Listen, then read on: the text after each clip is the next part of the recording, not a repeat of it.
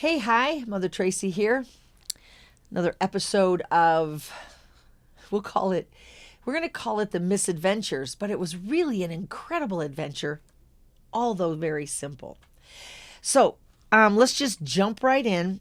The quick disclaimer, I might swear, I might say something. If I'm not your cup of tea, just keep moving. There's lots of people you can watch, listen to, and enjoy. Otherwise, let's get started. Okay, so today was a coworker. Well, his birthday's tomorrow, and I always ask coworkers, because we celebrate their birthday, what would you like to accomplish new in the next 365 days?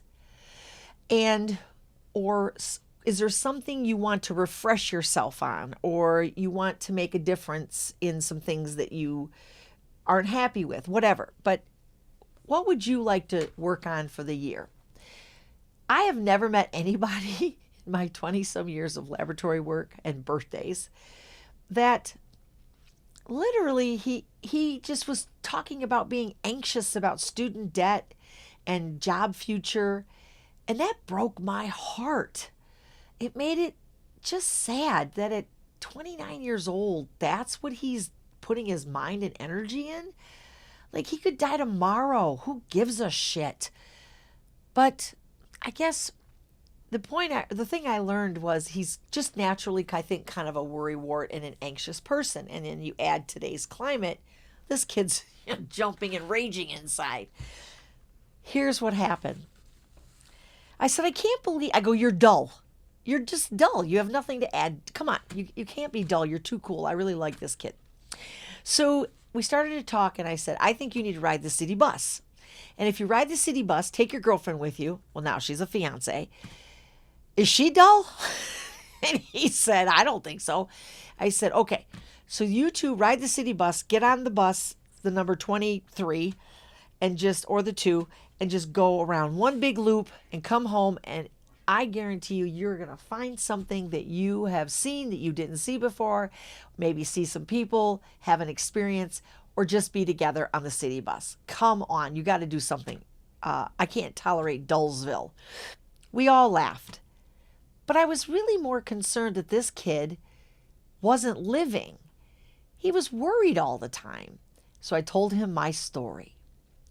So I got on the city bus, which I love. By the way, this is Ann Arbor City Bus. There is a big difference of other city buses, let's be clear. It was evening time, and so with it being November, as you know, it's dark by 5:36. So I was on the bus at 6:55. Get down. Well, anyways, I walk over to the bus stop, and this young student crosses the street, and it's dark. And we're standing there, and I said, isn't the moon beautiful? And we chatted, and she engaged, shockingly. She wasn't on her phone. She didn't have well, she had ear muffins or headphones on, but she had one off. All of a sudden, a car pulls up. This is going to be a little bit long, so tune me out. I'll try to make snippets, but I think details matter in the story. So this car pulls up in the little indent of where the bus comes from Jersey. We don't trust Jersey people, do we, Michiganders? Anyways, he stops. She looks at me and she said, do you know that person? I said, no. And she said, oh. I said, don't worry, I got you. They can take me first. And then I said, no, you're young. They should take you. You're cute. Anyways, we giggled. I said, but don't worry, I'm here. Nothing will happen to you. So we continued to chit chat, and another young girl pulls up on her feet, and she joins in, and she says, I think the 22's running 4 minutes behind. I said, oh, dang it. So anyways, get on the bus. No, we don't talk on the bus because I'm friendly, but they're cool, right? They're kids, so you don't talk on the bus. So I get downtown to the Blake, I jump off, but this girl follows me, and she says, it was so nice to talk with you. We talked about other things, but I was like, that's a young person I can get involved with. Like, I dig that. I said, thank you for actually engaging. So she said, it was just so nice to meet you. It was almost like she hadn't met anybody that talks or engages. That started to make my heart grow a little bit bigger. Now, mind you, I don't leave the house much anymore. What do you do after night at 6 o'clock in the dark? And that's also why I think elderly people become isolated after a while.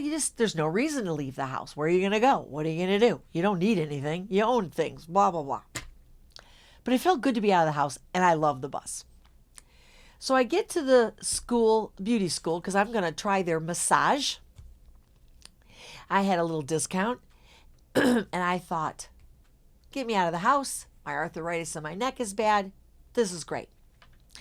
I get inside, and no names will be given. But I have to be very clear about a few things. So please, no offense taken, and you'll find out why in the end. But I do have to describe some things.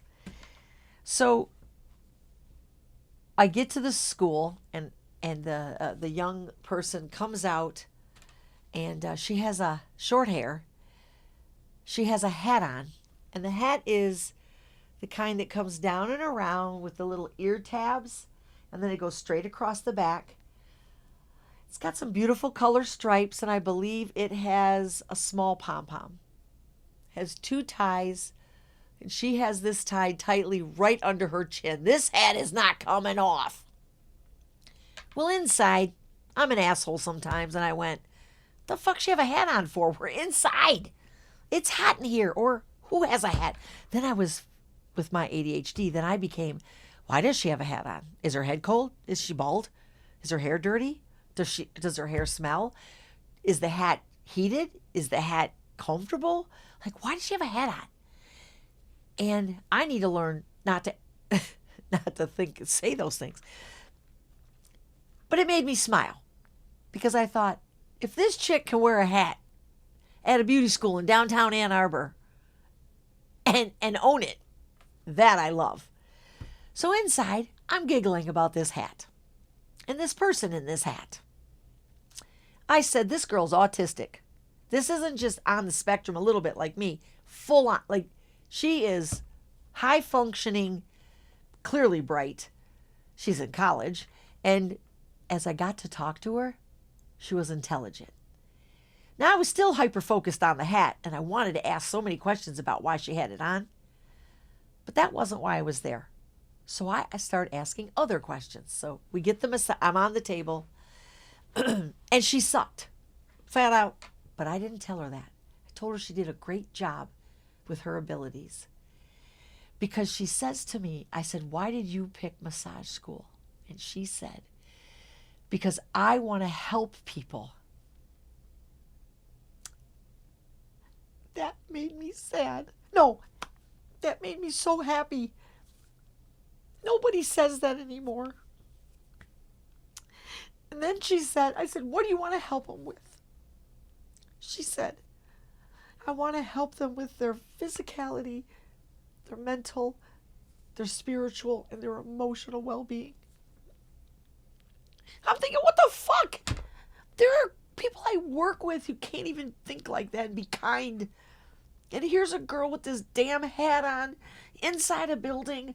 I'm naked under a damn sheet, and she's massaging me like this. I'm like, girl, you got to touch harder than that. And we laughed. And we continued to connect. I fell in love with this human because she was a terrible massage therapist. Because she's not strong, and she admitted it. But her answers in our conversation were intelligent, insightful, high-functioning, and thoughtful. And I'm sometimes not thoughtful because I've quit caring about things. I used to be like her. Well, I wanted to help people, but I wasn't interested in their spirituality or their mental well-being or their physicality, but more probably their emotional and spiritual interest, right? And the point is, this 60-minute massage turned into a 90-minute massage because she isn't fast. She isn't strong. But, I realized very quickly it didn't matter.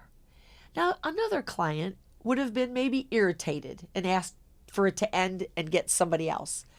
But what was really awesome was this. I started to notice that she was getting, I think, overdone. She had had a client before me and maybe one before that because she loved to do it so much because she felt like she was making a difference. But I noticed, and she had a cat and she loved this cat to death, but she wouldn't spend a lot of money on this cat because I wouldn't spend money on my cat. We talked about that. She's like, yeah, the truth is I just don't have a lot of money, so I have to make choices. I said, that's okay. You rescued it. You gave it good love. It's fine. It'll be fine. She goes, yeah, how sick can it get? It doesn't go outside. Anyways, we had other conversations. But as our time together went on, the massage, I had given up in my mind for the massage. She missed half of what she was supposed to do. I had to remind her to do my ears because I said, do you want to learn about ears? And she said, I would love to. So she was just delightful. And the two overhead little lamps that were softly lit started to they didn't flicker, they surged. But she noticed it because she is who she is. She was sitting at my feet and she became focused on my ankles. But I could clearly tell in our dialogue and in her movements that she was overdone. She was, I think, either overstimulated, tired. It had been a long day. But the lights had become a problem. So I said, well, remember, there's a beauty school upstairs, and when you have 5 blow dryers that go on at once, you're going to get a little surge. But I said, I don't think they're flickering. She goes, well, flickering can cause seizures, and it can be quite disturbing to people with things. And I went, I understand that, but only you and I are in the room. I don't mind it. It was very faint. I said, is it bothering you? And she said, not really, but a little bit. I think she was more bothered with the fact that the lights weren't steadily staying at a particular illumination. So she gets up. Now, mind you, my massage is like 20 minutes over time. And the boss had already tucked her head in and said, hey, you got to wrap it up. I had already called my ride twice or texted him twice and said, this isn't done, so don't get me till 9. She was just such a little gift to this world.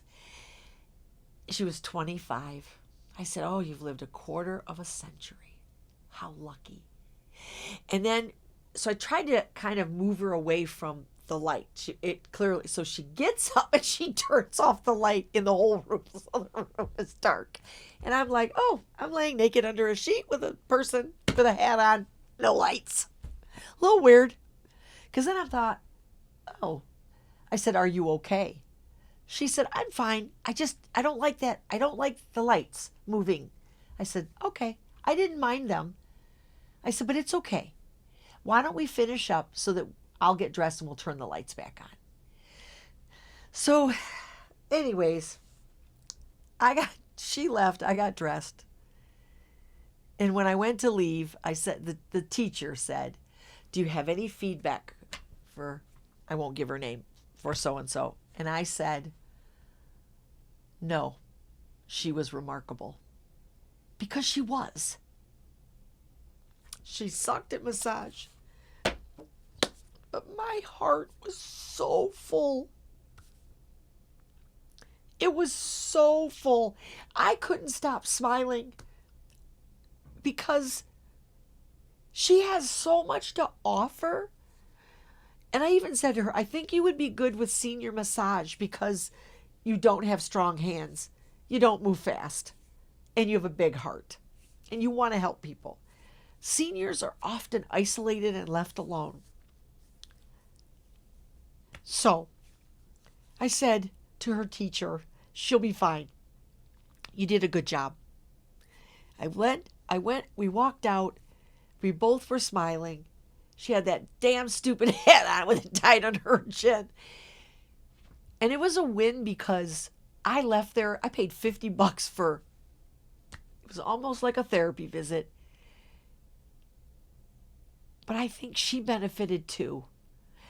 And I paid my money and I smiled like I'm still smiling, and it's Friday. That was on Wednesday. I've told the story to two people because it's kind of long, but I think the finer details matter in this. Like, imagine if I had just said, I had an autistic massage therapist, she sucked, and I left. Cost me $50. That wouldn't have had any impact or any point there. But my heart is still just so full that I will make an appointment again and pay $50 again for a shitty massage from her. But that's how I am. And I left there, and I hope she went home with a full heart too. And I got in the car, so my daughter finally picks me up. And I couldn't wait to tell her.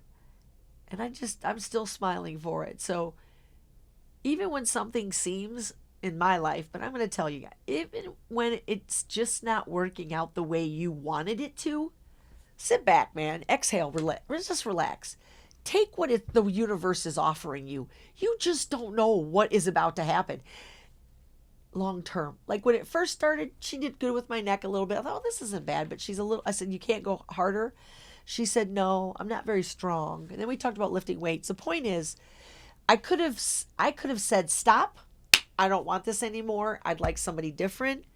I could have, just told the boss that she's horrible and she really shouldn't, she should be with but why? Here's why. Because she does have something to offer. I just didn't know it in the first 5 minutes. And had I reacted the way most people do, I would have missed out on a fantastic experience about somebody who loves cats, who has a sister who works on atmospheric science in Switzerland. Yeah, and exactly. And she drives more than about an hour to come to school there. She's dedicated, and more than that. When was the last time you met somebody who said, I want to help people, and I want them to be spiritually, emotionally, physically, and mentally happy? Shit. I don't know about you, but there ain't too many. So anyways, I paid my $50, I left, and I'm still smiling. My daughter picked me up. I giggled all the way home, and there's my story. Get on the bus, get outside, get your headphones off, look up, talk to people. You'll be shocked at the cool stuff that can happen to you, even if it's so simple. Ciao for now. Thanks for stopping by and listening. Peace.